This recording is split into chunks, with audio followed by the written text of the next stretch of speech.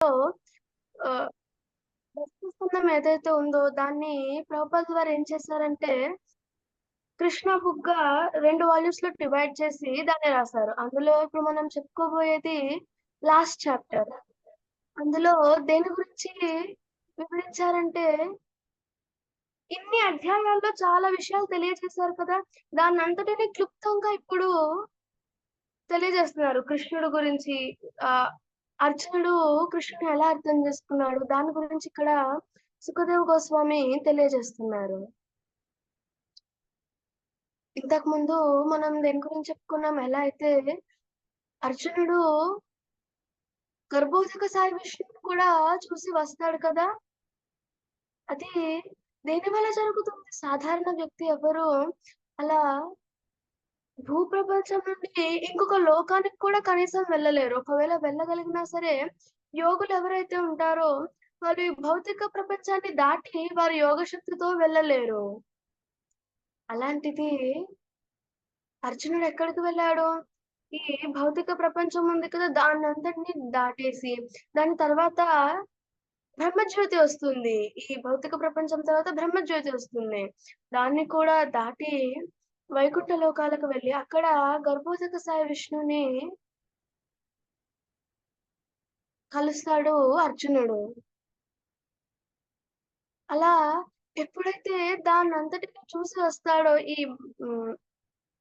ఆధ్యాత్మిక జగత్తు గాని, భౌతిక జగత్తును గాని దీనంతటిని చూసి ఎప్పుడైతే అర్జునుడు తిరిగి వస్తాడో మళ్ళీ ద్వారకాకి, ఎంతో ఆశ్చర్యపోతాడు అర్జునుడు. తను గర్భోదక సాయి విష్ణువుని చూడగలిగినది తన శక్తితో కాదు. కేవలం కృష్ణుడి యొక్క కృప ఉంది కాబట్టే అతను గర్భోదక సాయి విష్ణువు వరకు వెళ్ళగలిగాడు. ఒక సాధారణమైన జీవాత్మకది సాధ్యపడదు. కానీ ఎప్పుడది సాధ్యమవుతుందంటే, కేవలం కృష్ణుని యొక్క కృప ఉన్నప్పుడు మాత్రమే. అయితే నిజానికి అక్కడికి కృష్ణుడు ఇంకా అర్జునుడు ఎందుకు వెళ్ళవలసి వచ్చింది అంటే, గర్భోదక సాయి విష్ణువుకి కృష్ణుడిని చూడాలి అని అనిపించింది. అందుకనే గర్భోదక సాయి విష్ణువు ఏం చేస్తారంటే, ఆ బ్రాహ్మణుడు ఎవరైతే ఉంటారో తన పుత్రులందరూ ఎవరైతే సంతానం ఉంటారు కదా! ఆ సంతానం జన్మించిన వెంటనే ఆ సంతానాన్ని అపహరించేస్తున్నాడు. ఎందుకంటే కేవలం కృష్ణుడిని చూడాలి అనుకుంటున్నారు. అందుకనే. నిజానికి కృష్ణుడు బృందావనాన్ని విడిచి ఒక్క క్షణం కూడా ఉండలేడు. ఒక క్షణం కూడా ఉండడు. అయితే మనకి ఈ భూమిపై నుండే బృందావనం ఎక్కడి నుండొచ్చింది అంటే, ఆధ్యాత్మిక జగత్తులో ముందుగా బ్రహ్మజ్యోతి ఉంటుంది కదా! బ్రహ్మజ్యోతి పైన వైకుంఠ లోకాలుంటాయి. దానిపైన గోలోక బృందావనం ఉంటుంది. దాన్నే కృష్ణలోకం అని కూడా అంటారు. అక్కడ కృష్ణుడు ఎప్పుడు అనుక్షణం అక్కడ ఒక్క క్షణం కూడా ఆ బృందావనం నుండి బయటకి రాడు కృష్ణుడు. మనకనిపించవచ్చు మరి ఈ భూమి పైన అవతరించేటప్పుడు అక్కడ కృష్ణుడు ఉండడు కదా అని. అయితే కృష్ణుడు తనని తాను ఎన్నో రూపాలలో ఎక్స్‌ప్లెయిన్ చేసుకోగలడు. కాబట్టి తను ఈ భూమిపైకి వచ్చినా సరే, తను ఎక్స్‌ప్లెయిన్ చేసుకొని వస్తాడు. అప్పుడు ఇక్కడ కృష్ణుడుంటాడు. ఇంకా గోలోక బృందావనంలో కూడా కృష్ణుడుంటాడు. అందుకనే కదా! ప్రతి ఒక్కరి హృదయంలో పరమాత్మ రూపంలో కూడా కృష్ణుడుంటాడు కదా! అంటే తనని తాను ఎన్ని రూపాలలోకైనా ఎక్స్‌ప్లెయిన్ చేసుకోగలడు కృష్ణుడు.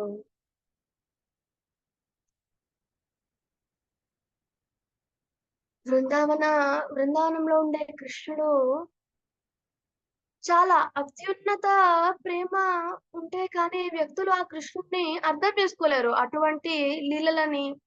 బృందావనంలో తను సాధారణమైన గోప బాలకునిగా ఉంటాడు. అయినా అక్కడ తను చేసే లీలలను అర్థం చేసుకోవాలి అంటే, కృష్ణుడి పట్ల అత్యంత ప్రేమని కలిగి ఉండాలి. అప్పుడు మాత్రమే అర్థం చేసుకోగలుగుతాం.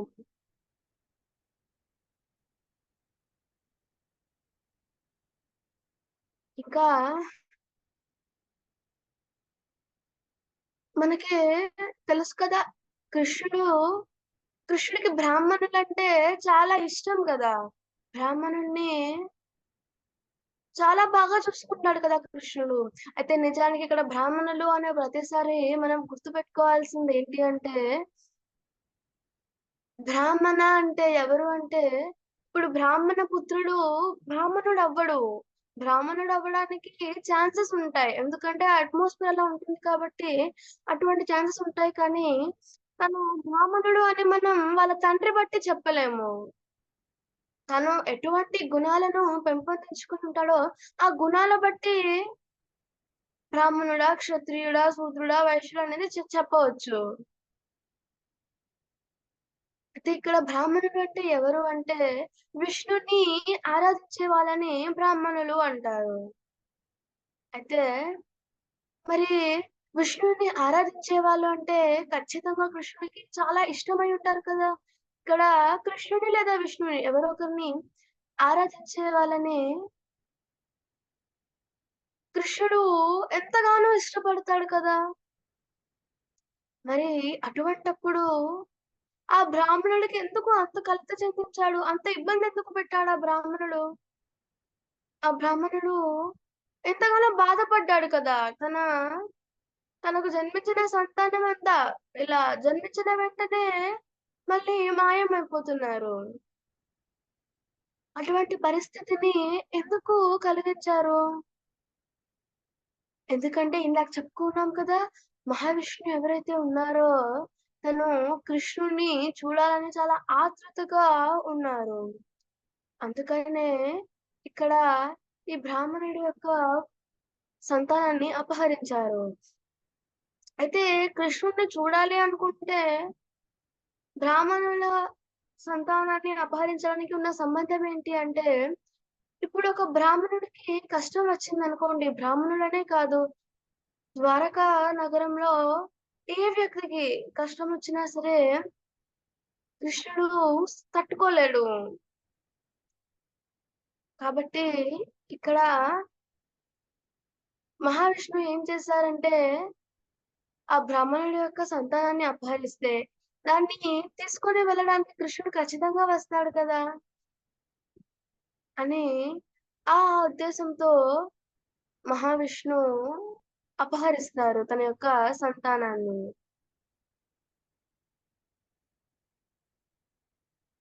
నిజానికి కృష్ణుడు వెళ్ళింది కూడా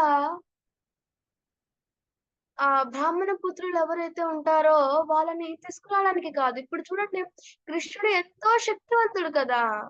కాబట్టి తను అనుకుంటే చాలు ఇలా ఈ బ్రాహ్మణ పుత్రులు వెనక్కి రావాలి అని తను కేవలం కోరుకుంటే చాలు. వాళ్ళింకొచ్చేస్తారు వెనక్కి. అయినా ఇక్కడ కృష్ణుడు ఎందుకు వెళ్లి తీసుకొనొస్తున్నాడు అంటే, ఒక కారణం ఏంటంటే, మహావిష్ణువు చూడాలనుకుంటున్నారు అదొక కారణం. ఇంకొక కారణం ఏంటి అంటే, కృష్ణుడు దేవాది దేవుడు అని చాలా తక్కువ మందికి తెలుసు. కృష్ణుడు ఎప్పుడైతే ఈ భౌతిక ప్రపంచంలో ప్రకటితమవుతాడో, అప్పుడు చాలా తక్కువ మందికే తెలుసు కృష్ణుడు దేవాది దేవుడు అని. దేవాది దేవుడు అంటే ఇంకా దేన్నైనా సాధించగలడు. కానీ దేవాది దేవుడు అనే విషయం చాలా తక్కువ మందికి తెలుసు. పైగా కృష్ణుడు ఆహ్, కృష్ణుడిని ఒక గొప్ప మానవుడు అనుకుంటున్నారు. కాబట్టి మానవులంటే ఏదైనా ఒక పని జరగాలంటే మనం ఖచ్చితంగా దాన్ని ప్రయత్నించాలి కదా! మనం ఆ పనిని చెయ్యాలి. లేకపోతే ఆ పననేది అవ్వదు. కానీ కృష్ణుడికలా కాదు. తను చేయకపోయినా సరే ఆ పని అనేది సఫలమవుతుంది.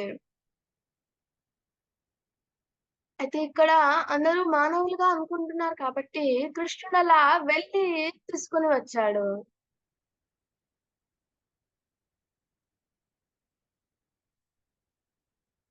అయితే నిజానికి అర్జునుడు కూడా ఎందుకు వెళ్ళగలిగాడంటే,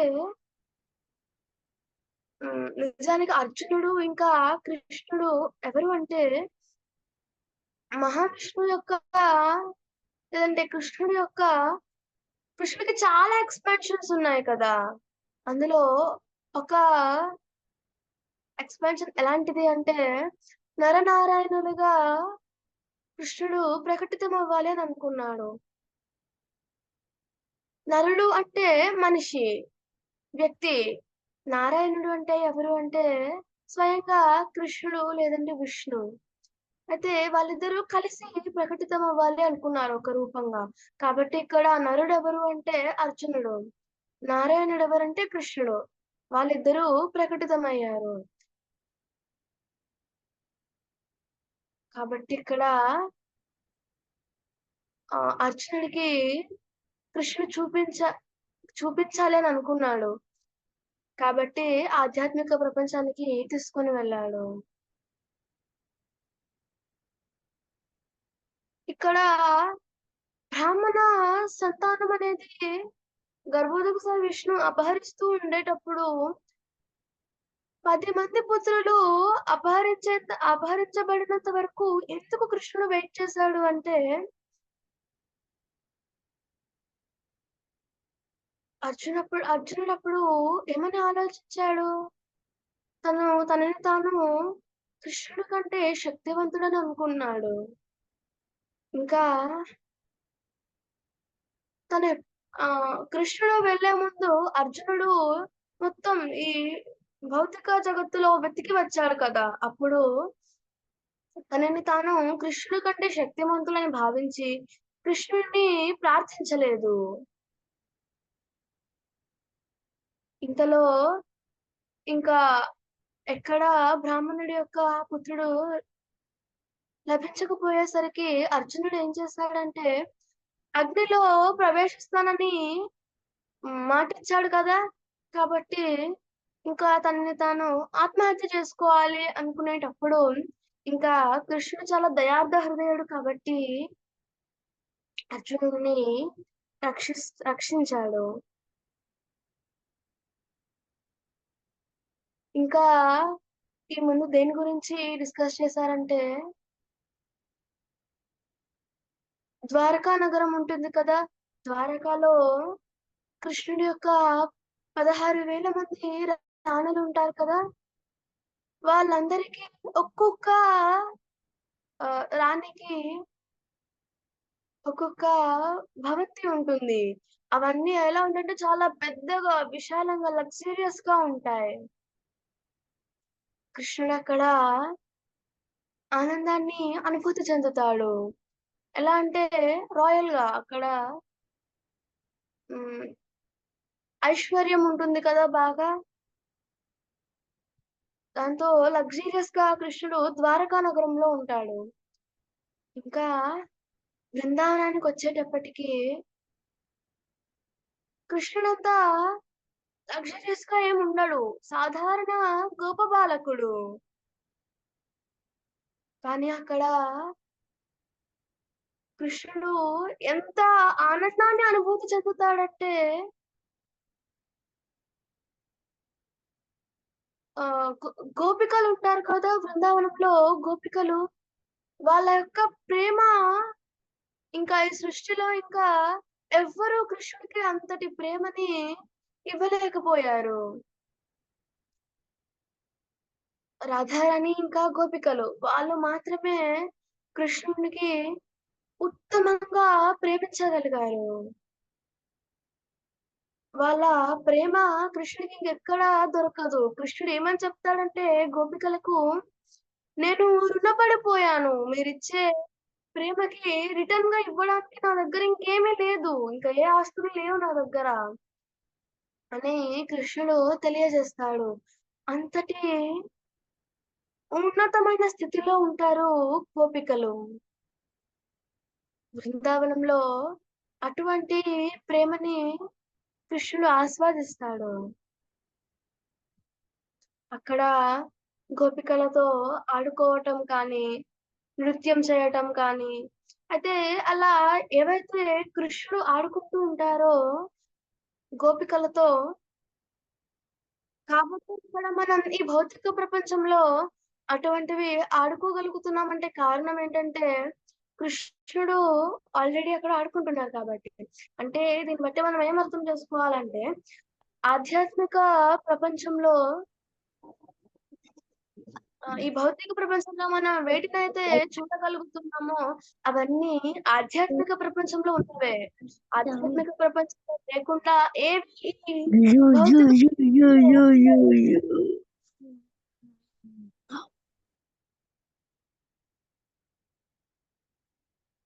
ద్వారకా నగరంలో ఆ రోడ్స్ ఏవైతే ఉంటాయో, అవన్నీ కూడా చాలా డెకరేట్ చేయబడి, చాలా క్లీన్‌గా, నీట్‌గా ఉంటాయి.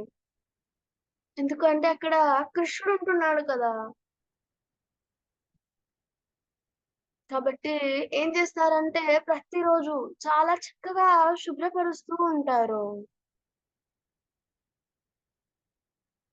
ఇంకా ఆహ్, అక్కడ కృష్ణుడు ఏం చేస్తాడంటే అనుక్షణం ప్రతి ఒక్క ఆహ్, రాణితోనూ, ప్రతి ఒక్క భార్యతోనూ కృష్ణుడు ఆనందాన్ని అనుభవిస్తూ ఉంటారు. ఒక్కొక్కసారి ఒక్కొక్క పని చేయగలుగుతాడు.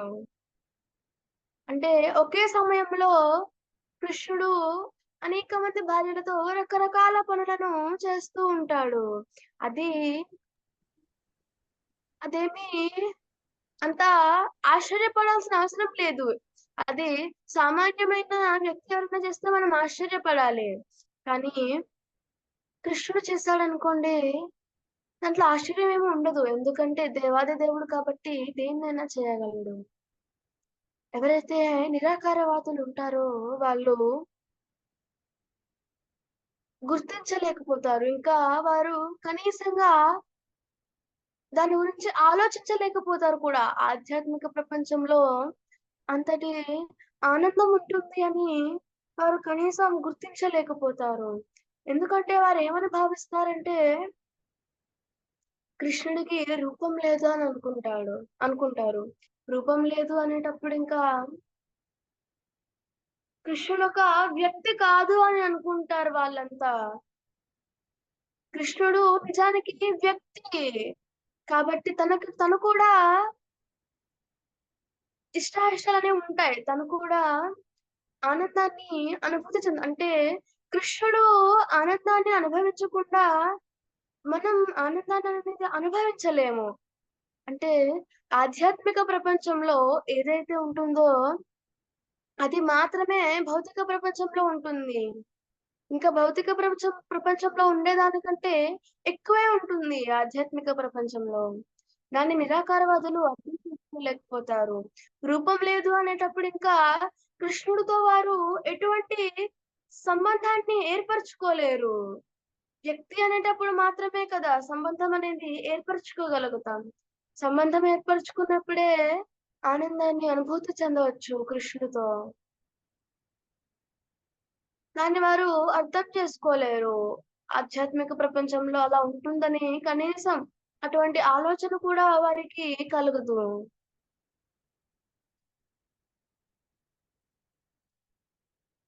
ఆధ్యాత్మిక ప్రపంచంలో ఉండే ఆనందం అనేది శాశ్వతంగా ఉంటుంది.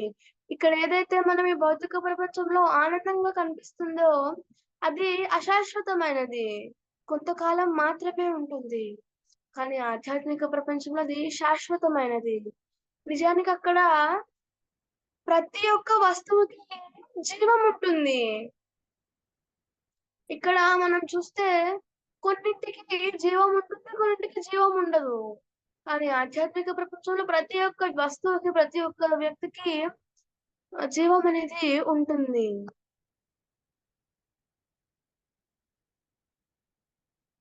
కృష్ణుడలా విపరీతమైన ఆనందాన్ని అనుభూతి చెందుతూ ఉంటాడు. కృష్ణుడిని అర్థం చేసుకోవాలి అంటే మనకి ఈ కృష్ణ చైతన్యాన్ని ఎవరు అందించారు? చైతన్య మహాప్రభు మనకి దీన్ని అందించారు. ఈ మార్గంలో అంటే మహాప్రభు ఏ విధంగా అయితే అందించారో అంటే ప్రభుపాదుల వారు మనకి ఏ విధంగా చెప్పారో, ఆ విధంగా మాత్రమే మనం కృష్ణుడిని సరిగ్గా అర్థం చేసుకోగలం. లేకపోతే మిగతా వ్యక్తుల దగ్గర వింటే మనకి మానసిక కల్పనలవి అందులో కనిపిస్తూ ఉంటాయి.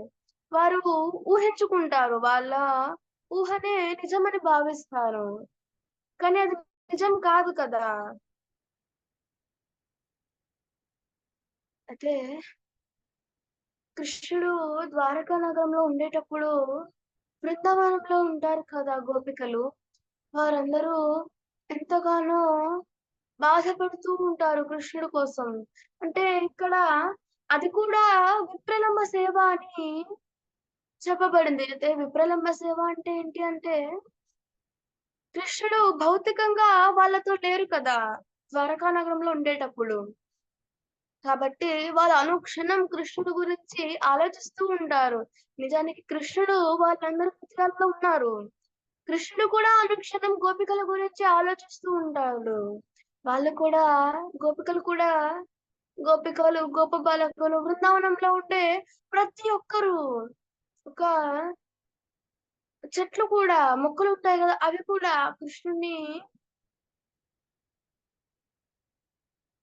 కృష్ణుడి గురించి ఆలోచిస్తూ ఉంటారు. కాబట్టి ఆ విధంగా అనుక్షణం కృష్ణుడి గురించి ఆలోచిస్తూ, కృష్ణుడితో దూరంగా ఉండడం అంటే విరహ వేదనని అనుభవిస్తూ ఉంటారు కదా!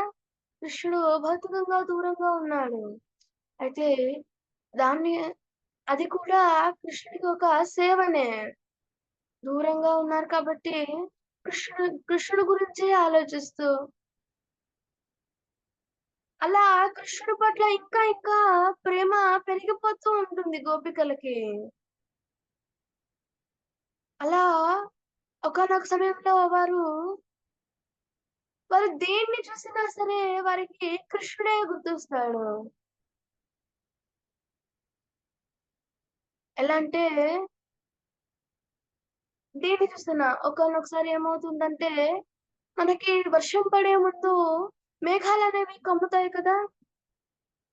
ఆ మేఘాలేవైతే ఉంటాయో అవి కృష్ణుడి రంగులో ఉంటాయి. ఆ మేఘాలు కృష్ణుడి రంగుతో ఉండడంతో, ఆ మేఘాలను చూసిన వెంటనే ఆ గోపికలకి కృష్ణుడు గుర్తొస్తాడు. అందుకనే ఆ రంగులో ఉంటాడు కాబట్టి కృష్ణుడికి ఇంకొక పేరేంటంటే శ్యామ సుందరుడు. కాబట్టి ఆహ్, ఆ మేఘాలేవైతే ఉంటాయో వాటితో కూడా మాట్లాడుతూ ఉంటారు. ఆ మొబ్బులతో ఏమంటారంటే, "మీరు చాలా అందంగా ఉన్నారు. ఎందుకంటే మీ బాడీ యొక్క మీ యొక్క రంగు ఎలా ఉంది అంటే చాలా అందంగా ఉంటాడు కదా కృష్ణుడు. అటువంటి శ్యామసుందరుడు ఎవరైతే ఉన్నాడో ప్రతి ఒక్కరికి సృష్టిలో తనంటే ఇష్టమైన వ్యక్తి ఎవ్వరు ఉండరు. అటువంటి అందరికీ చాలా ప్రియమైనటువంటి శ్యామసుందర శ్యామసుందరుని యొక్క దేహ రంగుని మీరు కలిగి ఉన్నారు.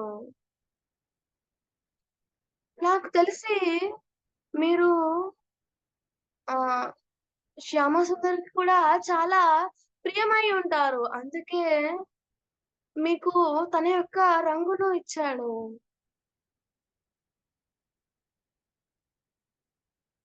లేదా ఇంకొక గోపిక ఏమంటుందంటే, మీరు ఆహ్, కృష్ణుడిని చూడాలి అని విపరీతమైన కోరికతో ఉండి ఉంటారు. అందుకనే మీకు మీ దేహానికి ఈ రంగు వచ్చింది. ఈ విధంగా వారు మాట్లాడుకుంటూ ఉంటారు. దాని తర్వాత ఒక కోకిల అనేది సౌండ్ చేస్తూ ఉంటుంది. అప్పుడు కూడా వెంటనే శ్యామసుందరుడే గుర్తొస్తారు. ఎందుకంటే కొన్నిసార్లు కృష్ణుడు బృందావనంలో లీలలను చేసేటప్పుడు కొన్నిసార్లు ఏం చేస్తాడంటే, ఆ కోకిలలానే అచ్చం సౌండ్స్ చేస్తూ ఉంటాడు.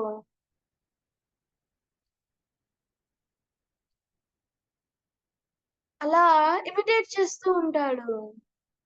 దాన్ని గుర్తు తెచ్చుకుంటారు గోపికలు.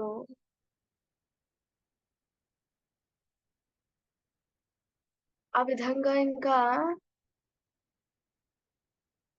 గోపికలు కృష్ణుడి యొక్క ఆలోచనలలో మునిగిపోయి ఉంటారు.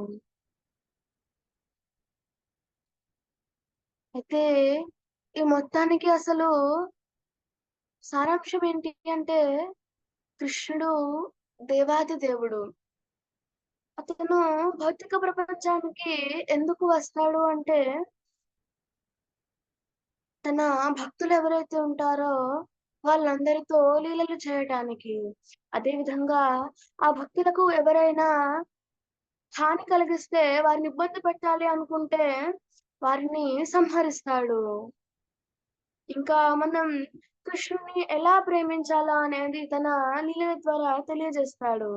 చూడండి గోపికలు ఏ విధంగానైతే ప్రేమిస్తారో కృష్ణుడిని, మనందరం కూడా ఆ విధంగా కృష్ణుడిని ప్రేమించడానికి ప్రయత్నించాలి. అది దేనివల్ల సాధ్యమవుతుంది అంటే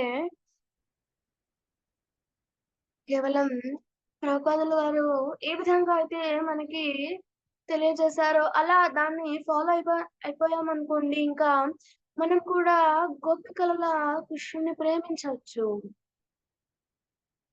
ప్రభుపాదుల వారు ఇచ్చిన 4 నియమాలేంటి? ఎవరైనా చెప్తారా? చేయవలసిన 4, చేయకూడని 4 నియమాలు?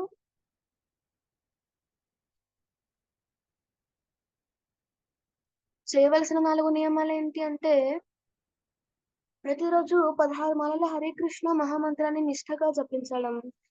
భక్తుల సాంగత్యంలో ఉండటం, భక్తుల సాంగత్యంలో భగవంతుడి గురించి శ్రవణం చేయటం, ఇంకా కృష్ణ ప్రసాదాన్ని మాత్రమే స్వీకరించటం. ఇవి చెయ్యవలసిన 4 నియమాలు. మరి చేయకూడని 4 ఏంటి అంటే మాంసాహారాన్ని స్వీకరించకూడదు, మత్తు పానీయాలు స్వీకరించకూడదు, జూదం ఆడకూడదు, అశాస్త్రీయమైన స్త్రీ సాంగత్యం చేయకూడదు. ఇవి చేయకూడని 4. ఇవి పాటించడం ద్వారా మనం కృష్ణుడిని సులభంగా చేరుకోగలుగుతాము. అయితే ఎవరికైనా క్వెషన్స్ కానీ, కామెంట్స్ కానీ, కరెక్షన్స్ కానీ ఉన్నాయా మాతాజీ సెంటర్‌లో? హరే కృష్ణ ప్రభుజీ దండవత్ ప్రణామం. హరే కృష్ణ మాతాజీ దండవత్ ప్రణామం. ప్రేమదాన్ని చెప్పి క్లోజ్ చేసేయండి మాతాజీ. యెస్. జగద్గురు శ్రీల ప్రభుపాద్‌కి జై హరినామ సంకీర్తన్‌కి జై నామాచార్య హరిదాస్ ఠాకూర్ की జై सामवेद भक्त वृंद की జై नंदराज श्रीमद् भागवतम की జై हरे कृष्ण प्रभु जी, thank you so much. Hare Krishna మాతాజీ, thank you very much. Hare Krishna प्रभु जी शन माताजी दंड प्रणाम. దండవత్ మాతాజీ సింపజీస్. ఈనాటితో మనకి కృష్ణ బుక్ పరిపూర్ణంగా చెప్పడం జరిగిపోయింది, అంతే కదా మాతాజీ? కృష్ణ ప్రేసకి కృష్ణ ఈరోజుతో కృష్ణ బుక్ పూర్తిగా అయిపోయింది కదా మాతాజీ చదవడం, మనకి మీరు చర్చించడం. సో నెక్స్ట్ వీక్ నుంచి మీరు ఏదైనా కంటిన్యూ చేస్తారా, లేకపోతే మీరు 10th క్లాస్ కదా, ఇప్పుడు మీరు చాలా బిజీగా ఉన్నారని నేను విన్నాను. Inter Prabhu I mean inter Prabhu I'm sorry, inter కదా, సో చాలా బిజీగా ఉన్నారని విన్నాను నేను. సో సాధ్యమవుతుందా మీకు? మళ్ళీ కష్టతరంగా ఉంది కదా, అందుకని ఏమ్మా ఏం చెప్తున్నారు? అంటే నెక్స్ట్ వీక్ నుండి ఇంకా సాధ్యం అవ్వదు ప్రభుజీ అని ఆ, అందుకని మనము కృష్ణ లీలల గురించి వివరణ కృష్ణ ప్రేసకి మాతాజీతో అయితే ఈనాడు చివరిగా చెప్పుకున్నాం. కృష్ణ ప్రేసకి మాతాజీకి హృదయపూర్వక కృతజ్ఞతలు, ధన్యవాదాలు. చాలా చక్కగా దాదాపుగా సంవత్సరంన్నర పట్టిందా మాతాజీ మనకి మొత్తం అంతా చదువుకోవడానికి కదా? సంవత్సరం నుంచి 2 సంవత్సరాల కాలం అమ్మా 2 ఇయర్స్ అలా అవుతున్నట్టుంది ప్రభుజీ. 2 ఇయర్స్ అయిపోయింది ప్రభుజీ, 2 ఇయర్స్ అయిపోయింది. 2 ఇయర్స్ కన్నా 2 ఇయర్స్ పైనుంచి కూడాను మాతాజీ చక్కగా ప్రతి వారం మనకి వివరించి చెప్తున్నారు. చాలా చాలా ధన్యవాదాలు కృష్ణ ప్రేసకి మాతాజీ మీకు. మీరు మీ కాలేజ్ ఎడ్యుకేషన్‌లో చాలా చక్కగా పురోభివృద్ధి సాధించాలని మేమందరం కూడా కోరుకుంటున్నాము, ప్రార్థిస్తాం కూడాను. సో అయినా సరే మనము మన బాలబాలికల ప్రోగ్రామ్‌ని కండక్ట్ చేద్దాం. అయితే దీన్ని ఎవరు స్వీకరిస్తారు అనేటువంటిది మళ్ళీ ఇంకా మనం ఆలోచిద్దాం. మీలో ఎవరికైనా ఆసక్తి ఉన్నట్టయితే మాతాజీస్ అండ్ ప్రభుజీస్ దయచేసి తెలియజెప్పండి. సో ఇంకా ఏమైనా ఆలోచనలున్నాయా? పిల్లలందరినీ కూడా ఎంగేజ్ చేయడానికి ఇంకేదైనా విధానం ఉందా? లేకపోతే మళ్ళీ ఇంకెవరితోనైనా కృష్ణలీలల వివరణని విందామా అనేటువంటిది ఇంకా నిర్ణయిద్దాం మనము. దయచేసి మీరందరూ కూడా మీ అభిప్రాయాన్ని తెలియజెప్పవలసిందిగా విజ్ఞప్తి.